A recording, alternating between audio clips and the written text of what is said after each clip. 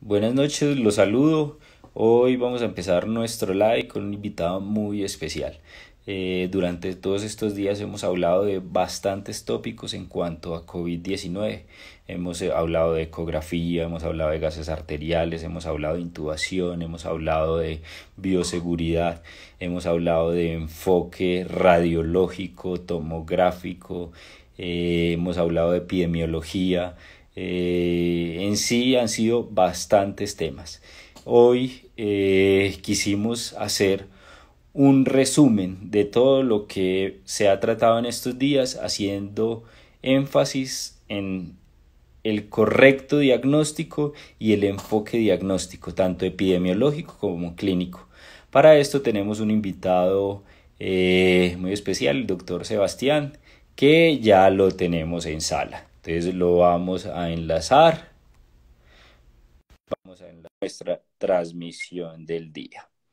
Puede que este live se extienda un poco, eh, pero definitivamente es el resumen que habíamos estado esperando durante todos estos días. O sea que es bien importante que se queden hasta el final de esta transmisión. ¿Qué tal? Muy buenas Eh, noches.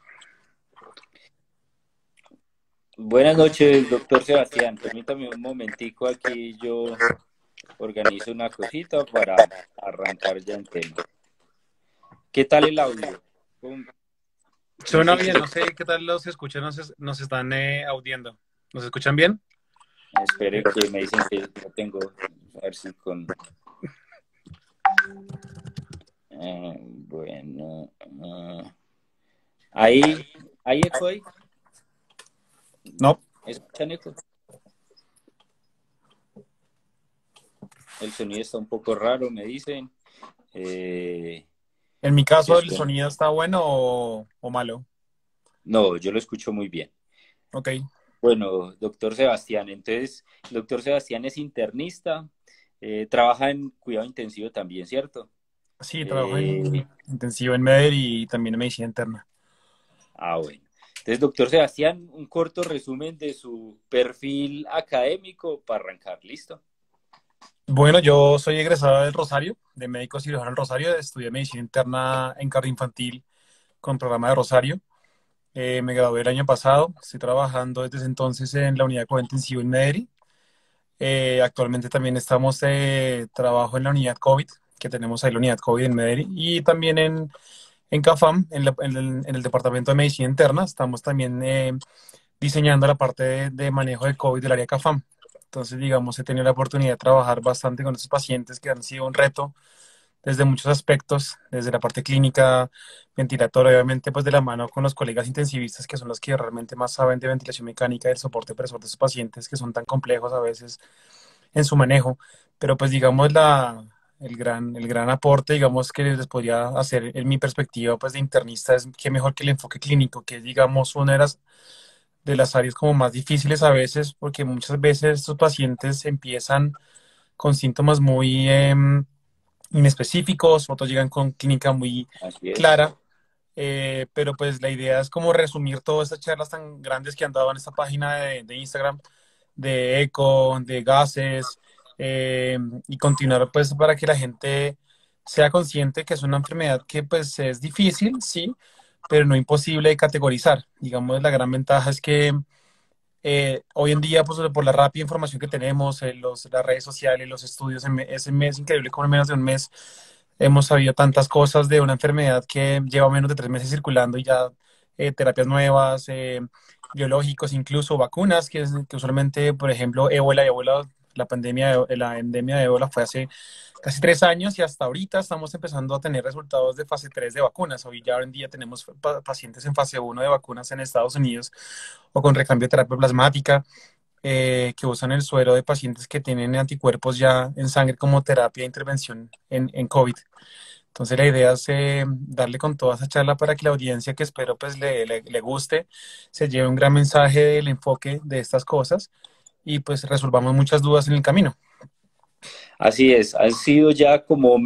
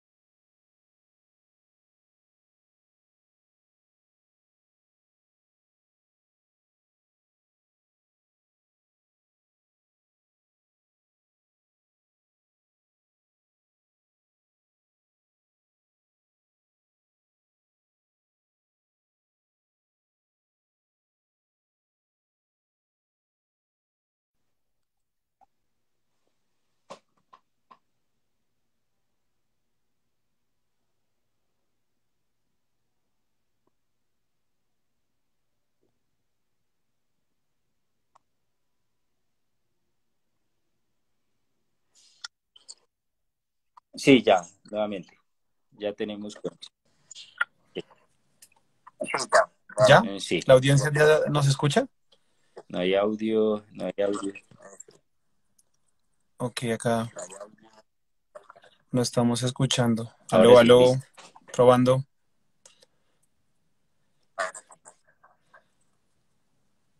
Entonces, Sí, sí, me dicen que escucha. no tenemos Ahí sí, audio, no ya hay audio. escuchamos.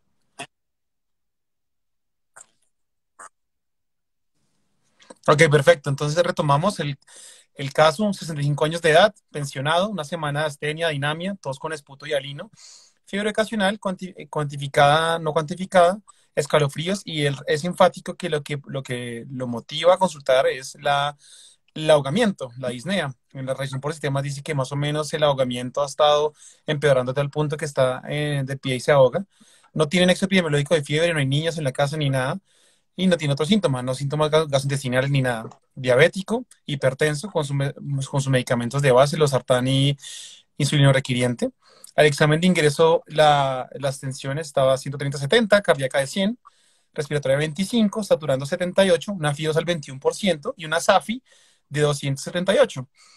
Al examen físico dirigido, pues tenía mucosas secas, cianosis peribucal, uso de músculos intercostales y si seguía órdenes. Entonces acá tenemos que responder tres preguntas rápidas. ¿Cómo clasificamos este caso? ¿Cómo lo categorizamos clínicamente? ¿Y qué herramientas vamos a usar? Siguiente, por favor. Entonces, digamos, acá empezamos el contenido de la charla, va a ser del virus, la parte clínica, laboratorios, definiciones según el Instituto de la Organización Mundial de la Salud y las guías de la colombianas. Y finalmente algo de UCI COVID y un resumen de todo. Siguiente. Entonces, acá lo importante de esta diapositiva, que ya todos conocemos el virus, es de la familia Coronaviridae. Esto es importante, tres cosas. Uno, que es un ARN de cadena positiva. ¿Esto qué significa? Que se transcribe rápidamente sin la necesidad de una transcriptasa reversa, como muchos virus. Es una infección de transmisión zoonótica, digamos, ya está demostrado pues con su ontología de que proviene principalmente de murciélagos. Y acá es importante recalcar que ya en Colombia circula el virus como tal. Digamos, dos laboratorios, el Instituto Nacional de Salud en Bogotá y la clínica CS en Medellín, dieron que ya pues como tal este virus ya está circulando en nuestra población y entonces ya estamos en una fase endémica como tal. En la siguiente diapositiva reportamos cómo es que son las fases de la pandemia para COVID. Digamos, la Organización Mundial de la Salud categoriza diferentes formas según el virus. Acá son cuatro etapas. La primera, que es la preparación, que significa que antes que llegue el virus a la población se prepare el pueblo o la ciudad o el país para mitigar esto. Antes, en nuestra época era antes del 6 de marzo. El virus llegó acá en Colombia el 6 de marzo, 31 de marzo, que es la fase de Ujú. contención, que fueron los primeros parciales que llegaron acá. Entonces eran las medidas de aislamiento principales que fueron realmente futiles. Y luego la fase 3 que es la de contagio comunitario. Acá, porque la fase es 31 de marzo? Porque ya se descubre como tal que acá ya estamos con un virus circulante y el nexo epidemiológico ya no es tan relevante para hacer el diagnóstico como antes sí se requería. Y ya la fase 4 que es la transmisión sostenida, que es, digamos, los brotes comunitarios que puede haber del virus, que es cuando ya realmente podemos entrar en una crisis o una emergencia sanitaria, como los casos de España e Italia, que pues han estado completamente difíciles. En la siguiente diapositiva vemos que el tiempo de incubación es de 2 a 14 días. Eso significa que desde el día 2 de usted expuesto al virus puede tener síntomas. La transmisión es por contacto o respiratoria. Acá quiero hacer un énfasis muy importante sobre cuando usamos agentes de desinfección. Es que mínimo duren un minuto expuestos la persona o la superficie de esto, porque si se quita antes de un minuto o de ese tiempo, la eficacia para disminuir la carga logarítmica del virus va a ser nula. Y el RO, que es la tasa de transmisibilidad del virus, va de 2 hasta 3. O sea, es una transmisibilidad bastante alta del virus. Es por eso que, digamos, cuando miramos el ambiente, es recalcar que la parte de transmisión respiratoria es por aerosoles y que esté a menos de 2 metros de contacto. Han habido estudios que hasta más o menos 3, 4 metros, pero 2 metros y más de 15 minutos es un contacto estrecho. En la parte de contacto está por las secreciones de saliva, heces y conjuntivas. Nos ha demostrado que pues, las secreciones de fluido vaginal o seminal contengan el virus. En la superficie, recordar que este virus puede quedar en el ambiente sin estando ahí en el aire 3 horas, en el plástico, en el metal, en el cobre, en el cartón. Es por eso tan importante cuando estamos en contacto con el virus, no hacemos un aseo correcto, pues el virus va a estar ahí si no se hace nada. ¿Cómo sospecharlo? Pues tenemos que hacer cuatro cosas. El nexo epidemiológico sigue siendo importante, pero recordemos que ya no es fundamental para su diagnóstico porque ya el virus es endémico en nuestro país. La clínica, las imágenes diagnósticas, principalmente de la radiografía y la tomografía, y los laboratorios. Entonces, cuando hablamos del nexo epidemiológico, en la siguiente diapositiva, tenemos tres elementos. El viaje reciente a una zona donde estaba la circulación del virus en 14 días. Siguiente diapositiva, por favor. Entonces, pues en Latinoamérica, en Europa, donde sea, ya digamos, es una cobertura pues pandémica, o sea, hasta muchos países. Cuando estamos en contacto estrecho con casos sospechosos o confirmados cuando son pacientes. Y en el personal de salud es muy importante cuando el personal de salud no tiene los elementos de protección personal, como en el 95. En las guías del ministerio son claramente dicen que si el personal de salud no está con un N95 y está expuesto a un paciente confirmado, es un paciente que ya se debe catalogar como un caso asintomático por el tiempo de exposición. Por eso es tan importante usar los elementos de protección personal. En la clínica, pues digamos, tenemos los estudios de China, Italia, Estados Unidos y las redes sociales. Las redes sociales han sido muy importantes, digamos, con las comunicaciones que hemos tenido con compañeros de España, principalmente, del Clinic de Barcelona. Nos han demostrado cómo es la clínica de sus pacientes, nos han dado datos demográficos, signos y síntomas, ubicación de los pacientes, complicaciones que han tenido y la mortalidad. Entonces, cuando empezamos a revisar en los datos demográficos, que es la siguiente diapositiva, vemos que la relación hombre-mujer es más o menos de 50 a 49%, muy similar. Las teorías básicamente son porque los hombres tienen más receptores de angiotensinados que las mujeres. La edad promedio, como vemos en la gráfica del Instagram, la población nuestra es más joven que, digamos, de la italiana. Vemos la diferencia entre las curvas, más o menos entre 20 y 30 es el pico más grande. Italia, más de 50 a 60. En la siguiente diapositiva, pues digamos, ahí se ve que la transmisión es importante. Un dato muy difícil que es que el 41% de los casos se han transmitido por nexos nosocomiales. Es decir, que el personal de salud en 29% contagia a otros pacientes, y cuando un paciente está en el hospital por otra patología tiene un 20% de probabilidad de contagiarse. Las comorbilidades acá son muy relevantes, que más o menos hasta el 30% tienen alguna comorbilidad, siendo las comorbilidades cardiovasculares las más importantes, sobre todo la hipertensión arterial, diabetes, cáncer y EPOC, en menos del 5% de los pacientes, y recalcar que la mortalidad en promedio está entre más o menos entre un 4 o 9%. En nuestro país, digamos, las estadísticas del más o menos 5%. En UCI vamos desde el 26 al 50%, y cuando está hospitalizado en el ámbito general de un 60%. Para eso, entonces, digamos, como mostrábamos, teníamos los signos, síntomas y espectros de la severidad, digamos, en la imagen previa. Oscar, porfa. Síntomas frecuentes, no frecuentes y la categorización de la enfermedad. Frecuentes tenemos la parte 3, ámbitos respiratorios, cardiovasculares y gastrointestinales. No frecuentes tenemos renal, hematológico, neurológico, y clasificamos la enfermedad de leve y grave. Ya entonces la siguiente diapositiva, entonces ya empezamos a hacer las definiciones operativas del Instituto Nacional de Salud y las guías de la WHO. Entonces, el caso sospechoso y el contacto estrecho. Sospechoso es aquel que puede ser sintomático o asintomático. En el sintomático es el paciente que tiene clínica de insuficiencia respiratoria aguda, definida que tenga más de 2 síntomas de los siguientes: tos, dificultad respiratoria, odinofagia y fatiga. Acá es muy importante que ya las guías son muy enfáticas en que no todos los pacientes tienen que tener fiebre. Hasta un 30% pueden tener sin fiebre y aún así pueden tener COVID. Ya digamos, las guías de la CIN, de las guías de cuidado crítico, hacen también este énfasis, y que tenga un contacto estrecho, ya sea por lo que mencionamos previamente. Y el asintomático es cuando tiene un contacto estrecho, que ya lo mencionamos como es. Después, el caso probable, que es el que tenga una prueba rápida positiva, pero una PCR no concluyente, y el caso confirmado es que tengamos ya en el aislamiento por método genómica la confirmación del virus. Categorizamos después la enfermedad no complicada, en que tenga simplemente síntomas leves que no requieran ninguna intervención. La IRAC, que conocemos acá como infección respiratoria aguda grave, es que tenga síntomas de infección respiratoria aguda con cualquiera de los siguientes: que tenga fiebre, que sea menos de 10 días de evolución y que requiera una hospitalización. La neumonía leve es que tenga clínica de neumonía confirmada por radiografía sin hipoxemia con saturación normal. Y neumonía grave es que tenga cualquiera de los tres, que tenga hipoxemia definida por saturación por debajo de 90, taquipnea por encima de 30 o que tenga dificultad respiratoria. Eso ya la categoriza como una neumonía grave y requiere que esté hospitalizado.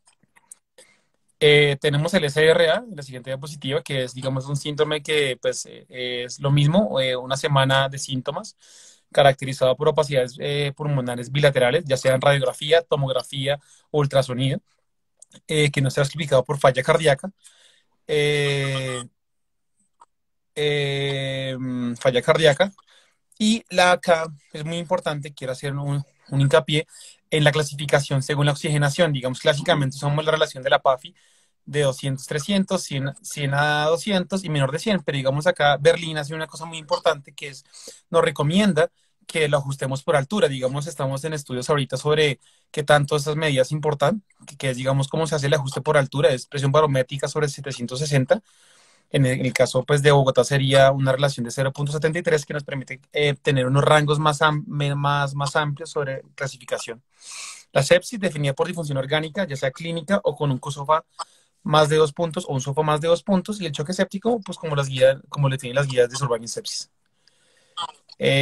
Signos graves de clínicos de la enfermedad respiratorios, disnea, hemoptisis, cianosis, dolor torácico, presión en el pecho, vómito que no mejore, diarrea que no mejore, neurológicos como contusión mitargia, hacen de pensar de que el paciente tiene una enfermedad grave y que amerite que esté hospitalizado. Entonces, la siguiente diapositiva, pues ya resumiendo todo esto, tenemos los 5 casos según los lineamientos del Ministerio de Salud, caso 1, 2, 3 y 4. En caso importante, el caso 1, lo que llamamos una IRAC inusitada. Una IRAC inusitada es un paciente que hace una clínica de insuficiencia respiratoria aguda grave y que requiere de un manejo de la vía aérea. Es un paciente que requiere ya sea intubación o cánula nasal de antiflujo y que es altamente probable que requiera un soporte ventilatorio externo a él. El caso 2, un paciente que es sintomático, que no es grave y que no requiere hospitalizarse. Es muy importante esto, porque acá es como empezamos a mandar a esta gente a casa y no se compliquen más las clínicas llenándose de casos ineficientes. Caso 3, que es una cosa que es un dolor de cabeza para nosotros todos los días en las clínicas, que ahorita hablaremos de eso. El caso 4, que es muerte probable por COVID, y el caso 5, que es un paciente asintomático. Entonces acá les quería decir el caso 3, un dolor de cabeza, porque digamos tristemente lo vemos los que estamos en clínica, en UCI o en intermedios o como internistas, que todas las caso 3. Entonces, que llegó por falla cardíaca y tiene todos, caso 3. Que tiene hemoptisis, disnea y tiene lupus, es un caso 3. Es importante recalcar que antes de COVID existían muchas patologías que cursaban con sintomatología respiratoria. ¿Por qué es importante recalcar esto? Porque a veces cuando usted cataloga a un paciente como un caso 3, automáticamente se prenden todas las alarmas del hospital para ese paciente y muchos procedimientos que se le van a hacer, endoscopias, biopsias, se demoran, se retrasan, cirugías, hasta que nos llegue una PCR que es bastante demorada en nuestro medio y epidemiología nos dé un aval de que podemos intervenir en este paciente.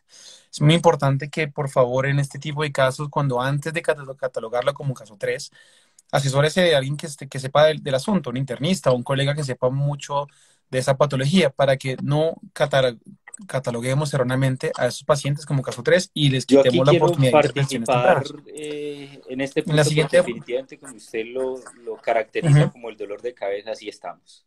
Así estamos porque son los pacientes que más recursos están consumiendo, son los pacientes que desafortunadamente nos están agotando todos los equipos de protección, porque si usted lo cataloga, pues de una vez entra a una sala COVID donde se va a tener que aislar y nosotros para poderlo ver vamos a tener que utilizar todo el equipo de protección personal, ¿sí? Entonces, nosotros, ¿qué estamos haciendo? Esto se ha asociado a la gran dificultad que existe en estos momentos del reporte de la prueba, ¿sí? La prueba se está demorando entre 7 y 10 días. El paciente se queda esperando 7 a 10 días para poder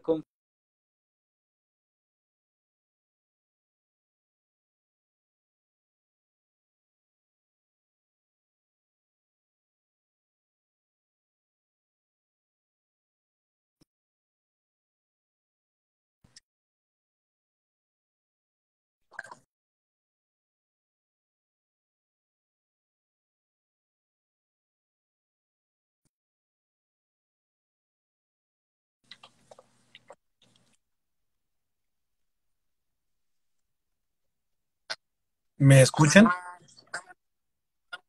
¿Me escuchan allá?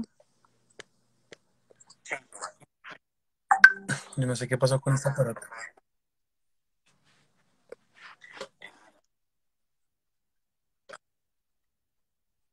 Sí, qué pena. Esto de la tecnología es como dura a veces. Bueno, retomando es muy importante todo eso.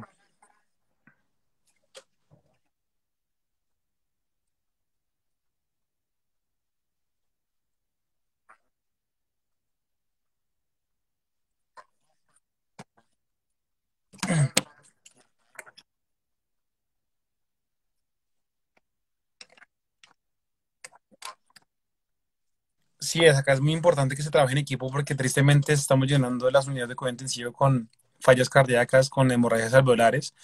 Y estamos quedando la oportunidad a los pacientes que realmente requieren intervención. Listo, siguiente diapositiva.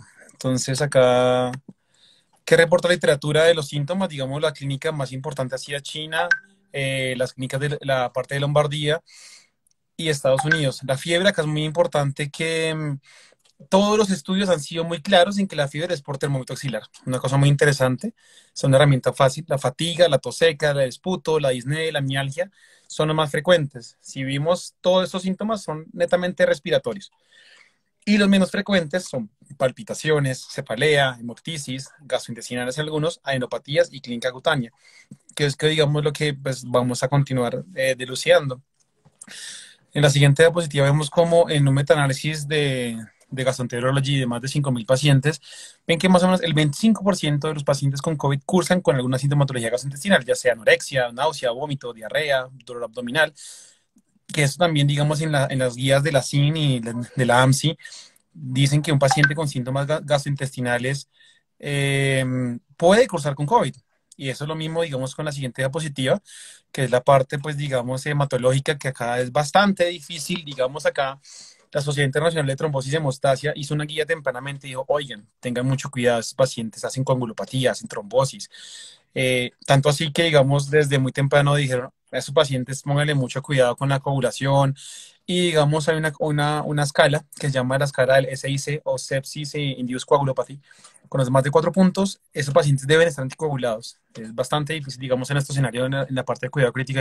Hay veces vemos cómo vamos a anticoagular un paciente con 10.000 plaquetas, con 20.000 plaquetas o con un fibrinógeno completamente consumido. Es acá, digamos, donde juega pues la magia de los expertos en tratar de resolver en consenso y en equipo estos pacientes.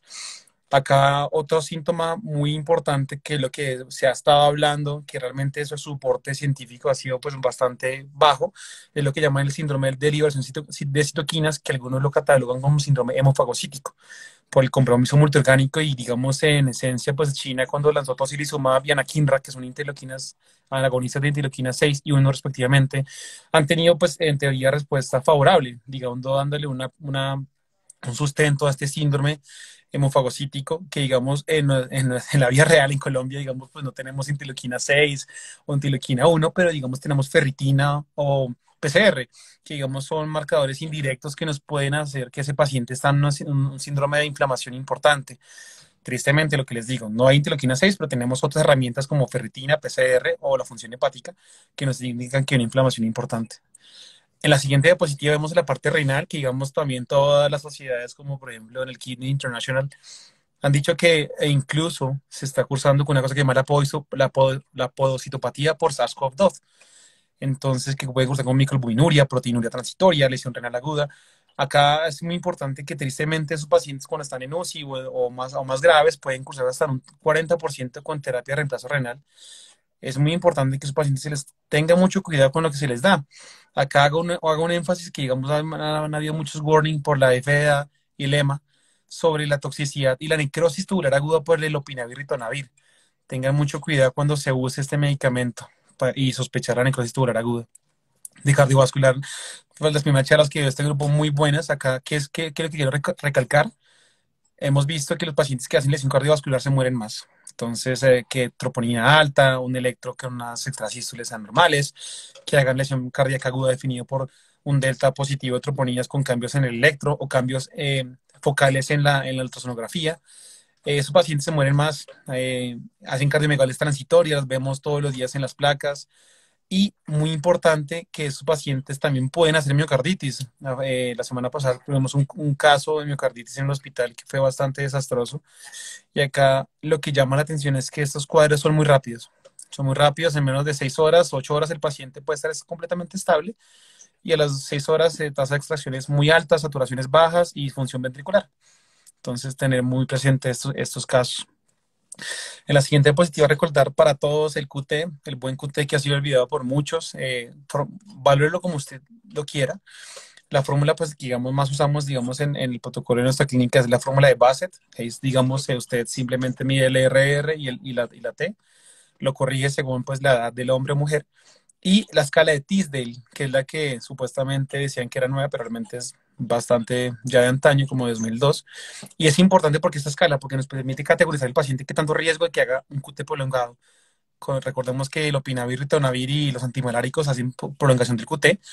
Si tenemos algo tan simple como el calcio, el potasio y el magnesio en línea, es baja probabilidad de que en esos pacientes se nos compliquen. Entonces, hacerlo, tamizarlo y buscar estos casos.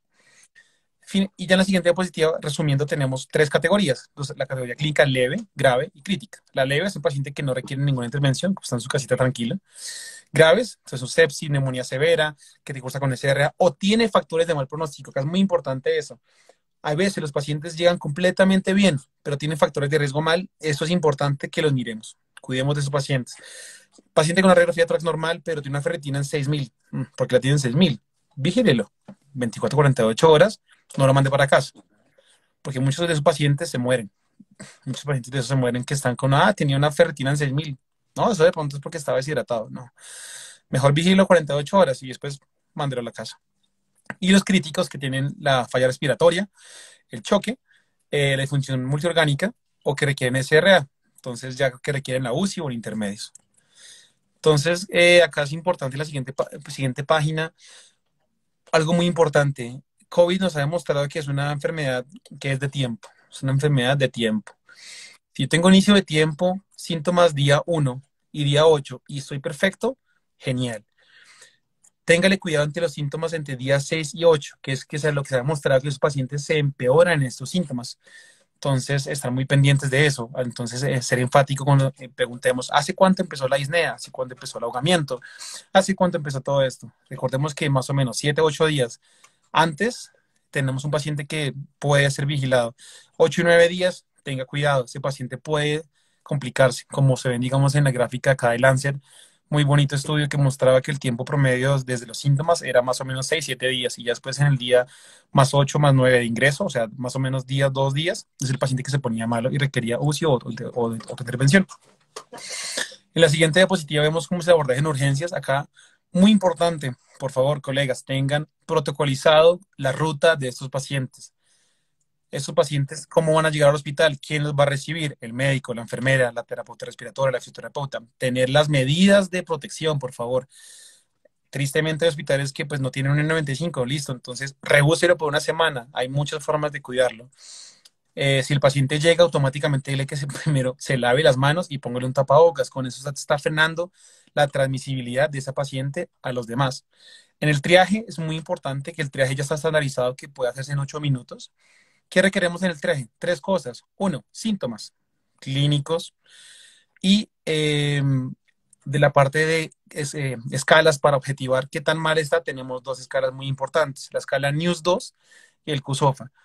Hay personas que están de acuerdo con esa escala del NEWS 2, hay gente que no, QSOFA sí, QSOFA no. En lo personal, digamos, creo que es muy enfático y las guías nos dan todavía esa libertad de que no hay mejor triaje que la malicia clínica. Digamos, digamos, en el desarrollo del caso veremos cómo estas escalas son tan buenas, una sí, una no. NEWS 2 nos permite categorizar el paciente en tres aspectos. De 0 a 4 se puede manejar afuera. De 5 a 7 pide la ayuda de un experto para que lo vea. Y 7, mejor que ese paciente sea considerado para UCI. QSOFA, pues ya sabemos que si tiene un QSOFA por encima de 2, pues nada, ese paciente es candidato para que esté en UCI o esté en una vigilancia en un eco de intermedio. En la siguiente diapositiva, pues es un recorderis que si llegamos a una época de caos, de que todo está completamente colapsado, son los criterios para a quién no ingresar a una UCI. Esto es difícil, esto no es fácil decir usted entra, usted no. Acá otro ítem muy importante, en sus hospitales, por favor, doctores, que hayan guías de bioética. Si no hay guías de bioética y usted desgraciadamente lo demandan, lo siento, si su guía no está, difícil. Ampárense en sus guías de bioética, hablen con sus hospitales que tengan una guía de bioética o unos líderes COVID, así dicen las guías. Si los líderes de la Junta COVID consideran que ese paciente no es candidato a intervenciones, listo, con eso usted está legalmente cubierto. Tristemente recordemos que en nuestro país el Sagrado Corazón quieren por cualquier forma a nosotros los médicos demandarnos. Tengan mucho cuidado con esto. Recuerden, bioética y esos pacientes. Ya después de esto, la ubicación de los pacientes van a ser el 80% en casa. En la siguiente diapositiva lo vemos, que son los pacientes que no tienen comorbilidades, no tienen factores de riesgo y tienen un NIUS por debajo de 4 o un COSOFA negativo. Y los que requieren hospitalización más o menos que es del 20%, van a tener factores de riesgo, ya sean clínicos o paraclínicos, comorbilidades, un COSOFA por encima de 2 o una escala de NIUS por encima de 5. Acá es importante en las estadísticas, en nuestro medio más o menos el 60, el 60, el 70% está en casa y un 20, el 35% en hospital.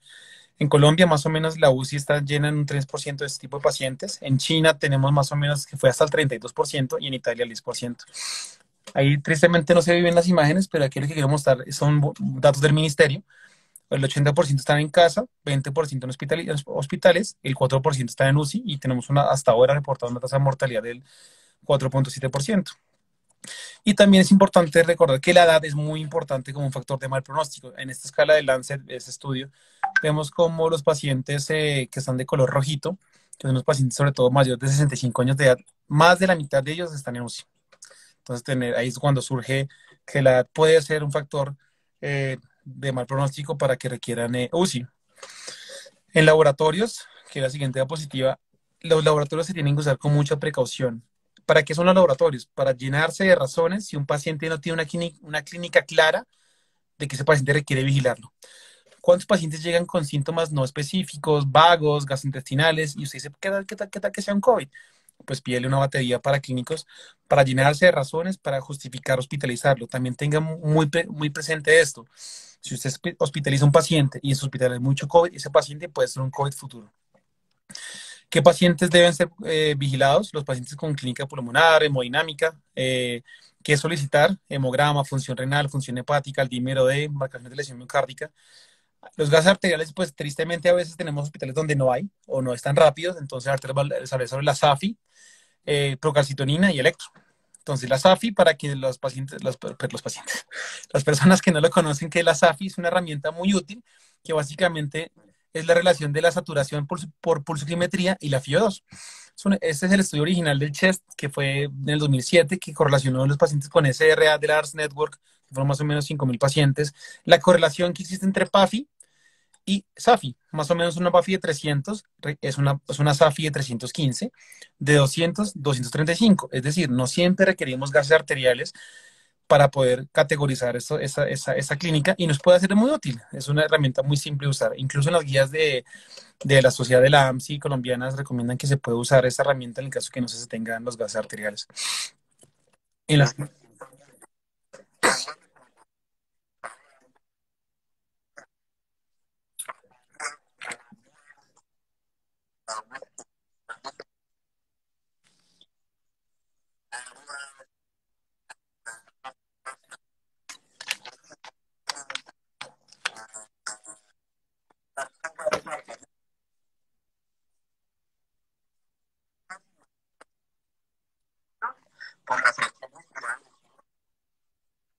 Ujú.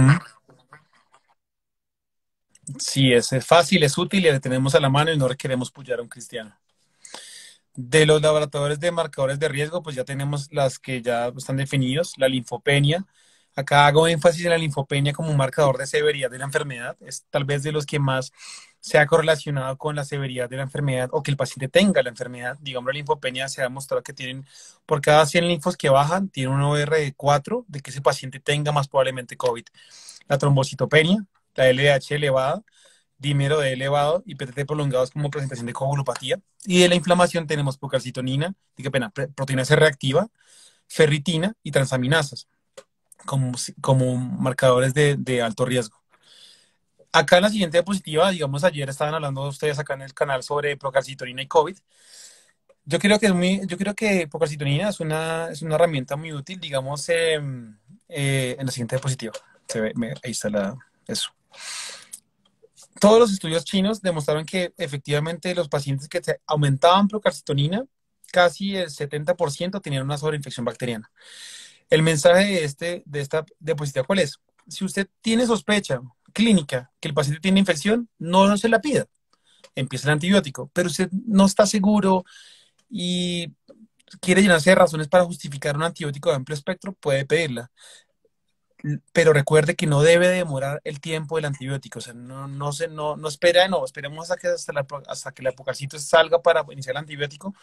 No, recordemos que el antibiótico pues es tal vez es la única medida que sirve en la mortalidad de Solvarvin sepsis si se inicia antes de una hora.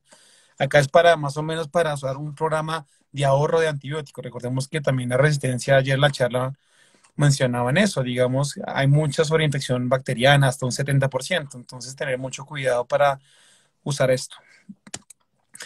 Ya, digamos, en los estudios genómicos y serológicos, acá quiero hacer un énfasis en una cosa que tal vez muchos no estaban como teniendo en la cabeza, que es que este virus tiene una periodo de ventana inmunológica. Ventana inmunológica, que significa que estos pacientes ni la PCR le va a salir positiva, ni los anticuerpos van a salir positivos.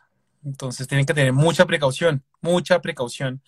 La PCR en promedio, cuando inician los síntomas, se ha descrito que más o menos hasta los 10 días la PCR puede ser útil, pero más o menos del día 6 al día 10, algunos pacientes no tienen PCR negativa, que hemos visto claramente en la clínica.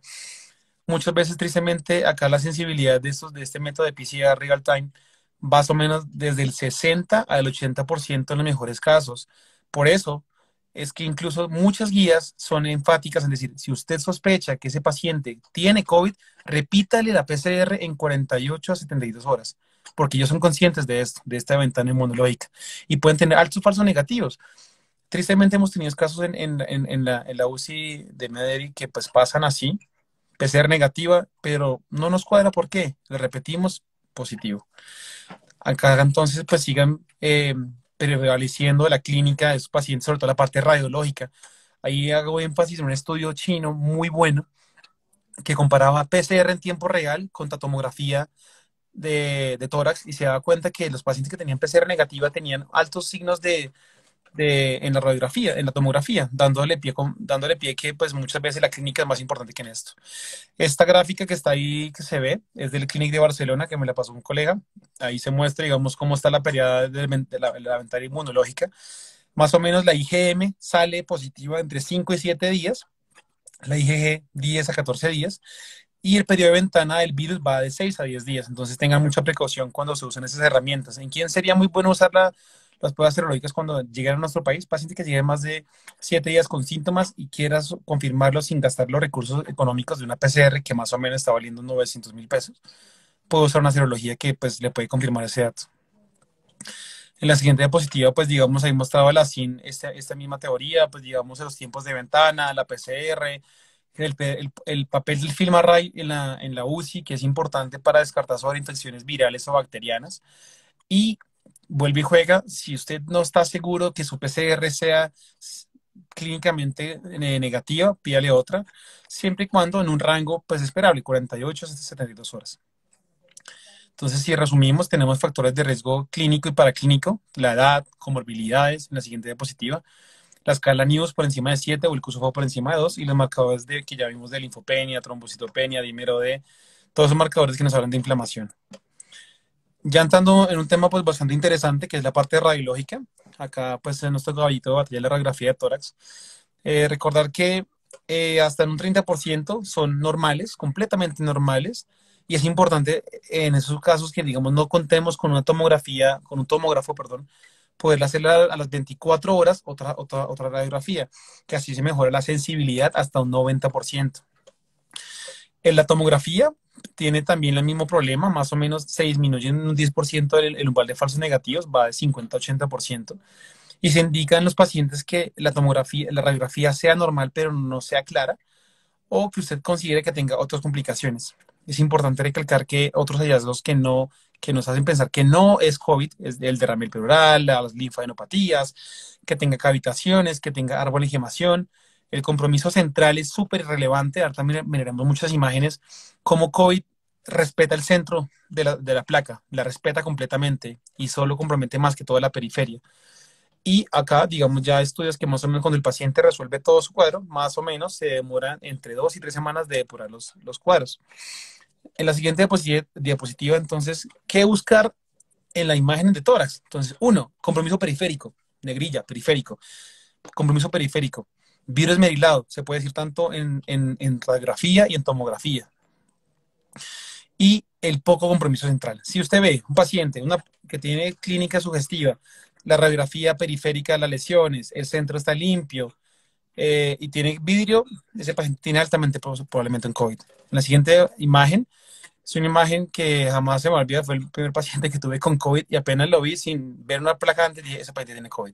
Si ven claramente cómo está la periferia, se ve sucia, comprometida, y el centro está limpio. Es muy raro. Uno pensaría, ¿por qué pasa eso? Eso es la imagen clásica de COVID. Si vemos en la siguiente diapositiva más radiografías de pacientes que hemos tenido en clínica, casi vemos que todo es igual. Mucho compromiso periférico, parcheado, pero el centro está limpio. Es lo que incluso en las grandes series de radiografías de la última serie que fue de Radiology, de 1.500 pacientes en China, más o menos el 80% de los pacientes que tenían COVID no tenían compromiso central. Entonces es un dato muy, muy importante. Pero no todo es tan fácil. A veces, digamos, llegan pacientes con una placa completamente limpia, como la imagen que se ve a continuación, y a las 24 horas el paciente termina en UCI y uno ve qué pasó acá.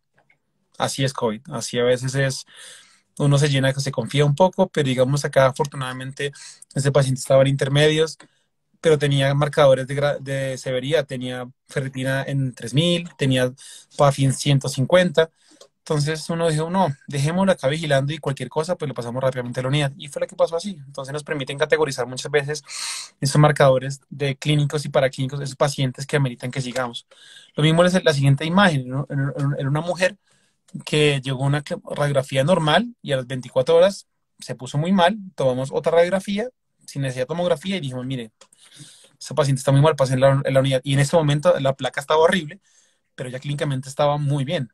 Clínicamente pues estaba pues todavía estable, pero en menos de 2 horas completamente el curso fue muy rápido, hizo falla ventilatoria. Entonces recalco nuevamente acá que estos pacientes se descompensan muy rápido, son 4 horas, 3 horas, esos pacientes en cualquier momento se descompensan, por lo que es importante siempre estar vigilándolos. Fases radiológicas, digamos, estos comentarios han sido muy interesantes. O sea, más o menos Fleischner y las guías británicas han dicho que en común hay cuatro estadios. Una fase presintomática en la que lo que más se ve es virus merilado. La parte sintomática que va entre 1 y 2 semanas, que se ve es el compromiso bilateral con virus esmerilado. Patrones específicos como crazy paving o patrones como virus merilado subpleural. La neumonía organizativa, más o menos entre 2 y 3 semanas, y ya entre 3 y 4 semanas se ve o la resolución o la fibrosis del caso. Vemos cómo en la imagen grupo 1, 2, 3, 4, el vidrio esmerilado a más temprano es más alto y a más tardío es más bajo, y va aumentando los otros hallazgos, consolidaciones, un patrón mixto, lo que sí avala esa clasificación de 4 estadios de radiográficos. Signos tomográficos altamente sugestivos de COVID. Tenemos el virus esmerilado, como vemos en la imagen de la inferior derecha, que es una opacidad que se respeta en la parte respiratoria y vascular. El halo inverso, el halo reverso, perdón, que es lo que vemos en la imagen del centro, que es vemos pulmón sano rodeado de virus esmerilado, lo que nos está indicando que ese paciente está en inicio de una neumonía organizativa. Y el crazy paving o patronado quinado, que es el engrosamiento de septos interlobulares con virus esmerilado.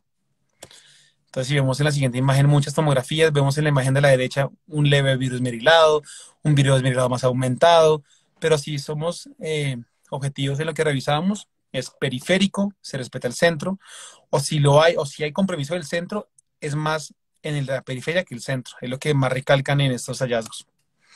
En la siguiente diapositiva vemos acá vemos más consolidaciones. Recordemos que COVID hace consolidaciones, entonces también es difícil discernir si es una consolidación por virus o bacterias, si el paciente tiene respuesta inflamatoria.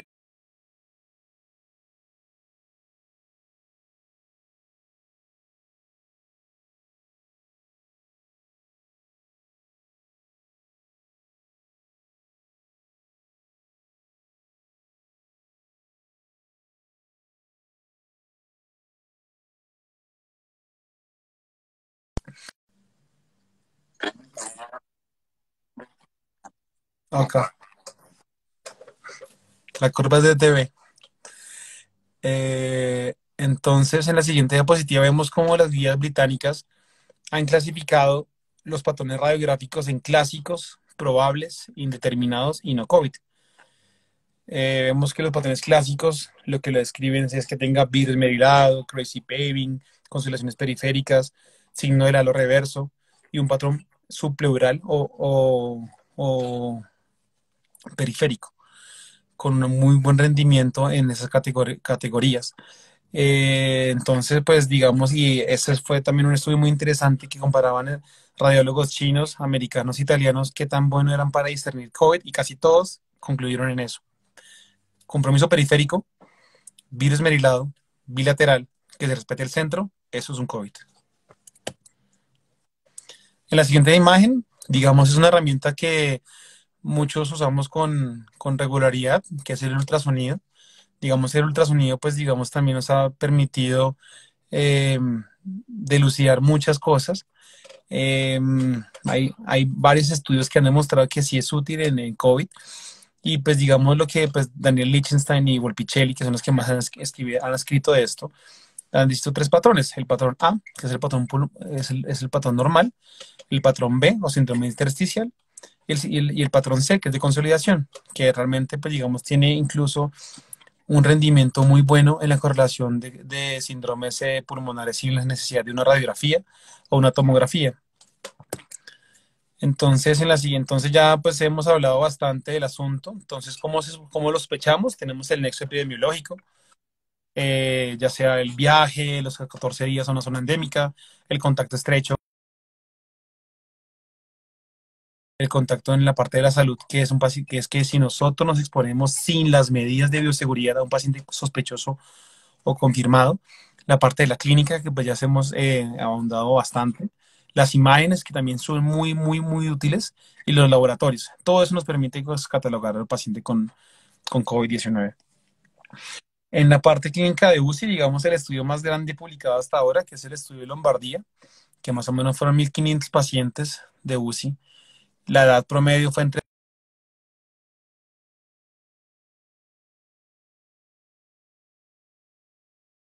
que a partir de más o menos una mortalidad de 30% por encima de 60 años, llegando el simple hecho hasta 40% por encima de 70 años de edad. El motivo de ingreso de consulta de ingreso a la UCI fue por falla hipoxémica, como la gran mayoría de pacientes, con PAFIs entre 90 y 150, indicando que esos pacientes tienen un trastorno severísimo de la oxigenación, ya sea por diferentes teorías como la normalidad del espacio BQ o por la microtrombosis. El 100% más o menos requiere de soporte ventilatorio. Acá, digamos, estos italianos usaban el soporte no invasivo con cánula nasal de alto flujo. Es una herramienta, pues, que, digamos, en nuestro medio no está tan alta. Conozco muy pocas clínicas, entre ellas cardio, que tiene cánula, pero realmente usarla incluso acá no la recomiendan las guías, porque pues, recordemos que la cánula de alto flujo aeroliza mucho, tiene un OR hasta 5 de aerolizar, entonces, pues, tener mucha precaución con eso. El soporte presor, que más o menos va en un 70%, y la mortalidad, que va hasta un 50%. Y parte de los parámetros de ventilación mecánica, más o menos tenemos que todos cursaron con FIO2 alta de 50-80%, lo que nos indica que efectivamente estos pacientes tienen un trastorno de oxigenación bastante alto, una PAFI promedio de 70-150, PIP moderadamente altas de 12 a 16. Y acá lo que llama la atención, que es, digamos, para otras charlas, lo que llaman las disensibilidades variantes. Hay pacientes que tienen disensibilidades muy buenas, como distensidades muy bajas. Entonces acá es lo que pues, Gattinoni describía como los patrones H y L, de que eran pacientes que tenían diferentes capacidades de compliance pulmonar. Acá es importante recalcar, miren que ellos realmente el prono lo usaron muy poco. El 28 pacientes, sus pacientes usaron prono. Digamos acá en nuestro medio pues son muy pocos los centros que tienen ECMO, pero el prono realmente es una herramienta pues muy útil. La relación neuromuscular hasta en un 40%. Recordemos que, pues, en teoría, la secuencia de uso es medidas de protección pulmonar, parámetros de long safe, luego relajamos y si no funciona, pues pronamos. Entonces, en esa idea, pues tenemos herramientas que sí nos permiten mejorar esos pacientes. Los vasodilatadores pulmonares, pues no todas las clínicas tampoco las tienen, pero acá estos caballeros italianos usaban más o menos la misma relación de vasodilatadores pulmonares y pronación. De traqueostomía no nos dan datos de uso de traqueostomía, y el ECMO más o menos del 1%. Finalmente, en la parte de complicaciones, acá es importante los de UCI y no UCI. En la parte no UCI tenemos que la neumonía es la más frecuente, seguido de arritmias. Acá recientemente el AJA dio un statement que al parecer algunos pacientes pueden debutar, principalmente pacientes con edad avanzada, con FA causado por COVID. Entonces, tener mucha precaución. No, el mensaje no significa que toda FA busque el COVID, no, pero tenga precaución con esos pacientes, y que esos pacientes pueden hacer lesión cardíaca. Y en el grupo de la UCI, más o menos el 60% estaba con clínica de SRA, arritmias, principalmente arritmias ventriculares tipo extrasístoles monomórficas. Recordar lo que es las causas más frecuentes de extrasístoles en los pacientes son los trastornos de la oxigenación y los electrolitos. El choque principalmente séptico y cardiogénico, que es una causa frecuente de mortalidad que, digamos, llama la atención, como en los chinos más o menos reportan que hasta un 40% de los choques eran cardiogénicos por falla cardíaca aguda, o sea, posiblemente una miocarditis viral. El compromiso renal, que más o menos varía hasta un 30%, de un 20 a un 30%, que estos pacientes requieren terapia, que requieren máquina de diálisis hasta en un 20%. Y la infección secundaria hasta en un 40%, y otras menos frecuentes, que estaba la rhabdomiólisis, la CID y pues el síndrome de activación de citoquinas o de macrófagos. Dudas a mejorar la marcha sobre la UCI, principalmente las formas de winning y extubación, digamos, no está todo escrito. Extubar a estos pacientes es bastante difícil, digamos, pues extubarlos sin que se aerolice. Se han en teoría dado que poner bolsas de plástico a los pacientes, que cubículos, todavía seguimos aprendiendo de esto todos los días. El uso de la analgesia correcta, digamos, eso varía mucho en lo que tengamos, midazolam, dexmedeto.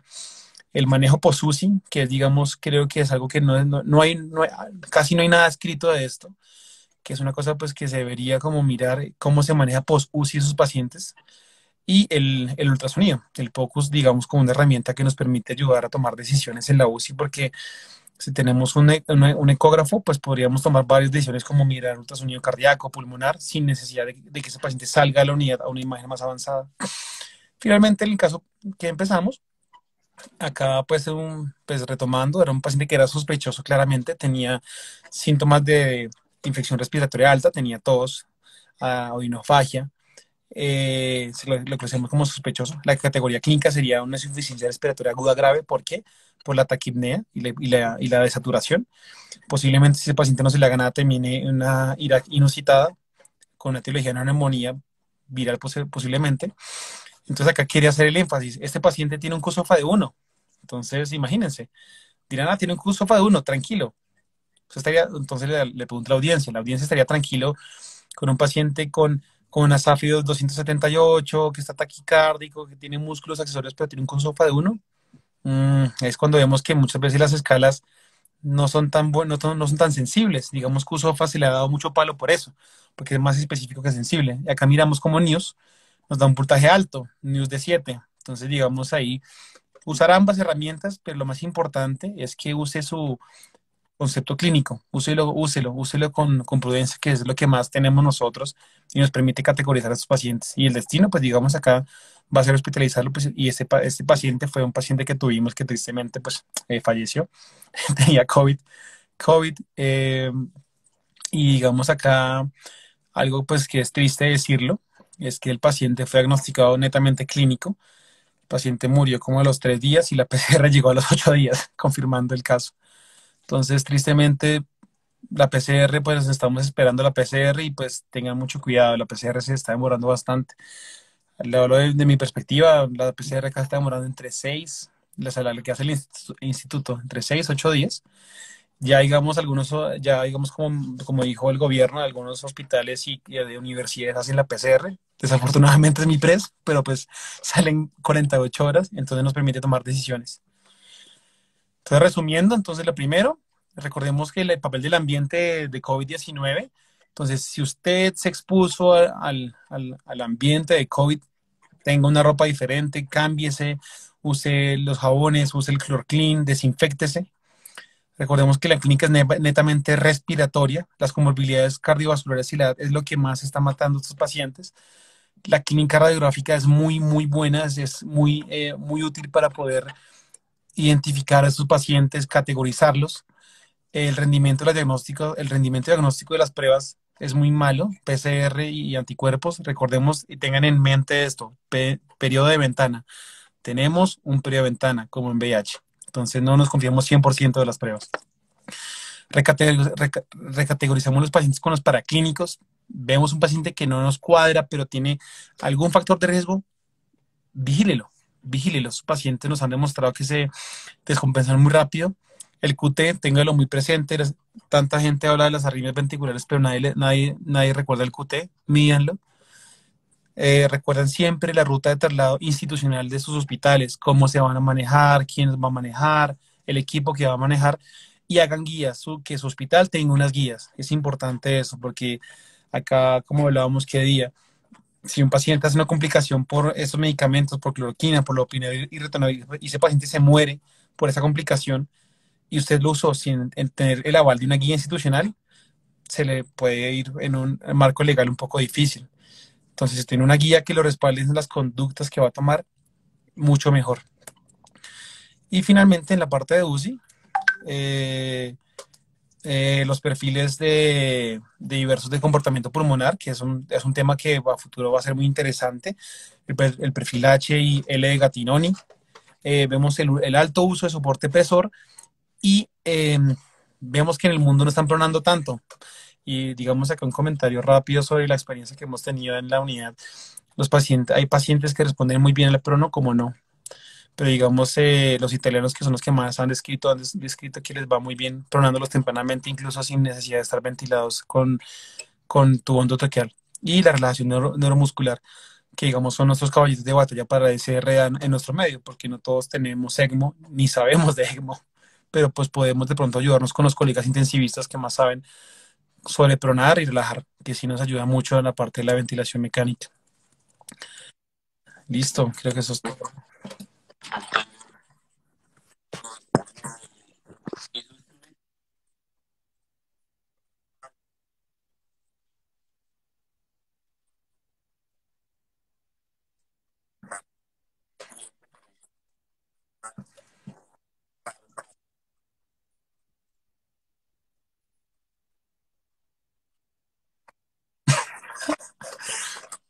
Ok,